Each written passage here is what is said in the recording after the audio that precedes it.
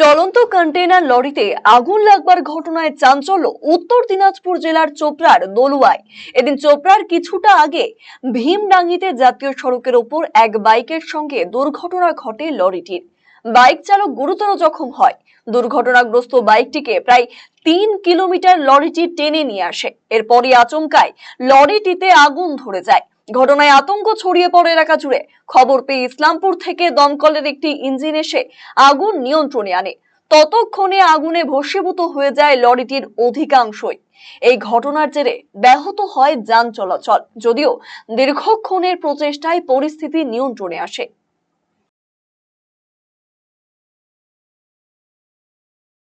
এটা মানে একটা ওই যে রাইমগুন এরিয়াতে একটা অ্যাক্সিডেন্ট করেছিল, ঠিক আছে। অ্যাক্সিডেন্ট করে লোকটা মানে যে ছিটকে পড়ে মাথাটা ফাটে, ওরা লোকটা হসপিটালে আছে, দোলা হসপিটালে এখন এডমিট আছে।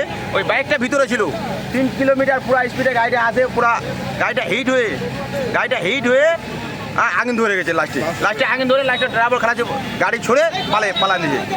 এটা হলো ঘটনা। ফায়ার ব্রিগেড আসছে? ফায়ার ব্রিগেড আসলো মোটামুটি আধা ঘন্টা, ইসলামপুর থেকে 20 কিলোমিটার এখান থেকে, মোটামুটি আধা ঘন্টা উপরে হয়ে গেল।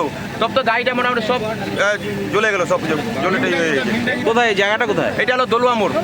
আর অ্যাক্সিডেন্ট কোথায় করছিল? এটা ভীমডাঙ্গি, মানে ভীমডাঙ্গি বলে ওই গণপতি ফ্যাক্টরি আছে, যে রামগঞ্জ আছে, ওখানটা অ্যাক্সিডেন্ট হয়েছিল। আর লোকটা এখন দলুয়া হসপিটালে আছে, ভর্তি আছে, এডমিট আছে। এখনো খবর নেওয়া হয়নি কি হয়েছে না হয়েছে। এটা হলো কথা।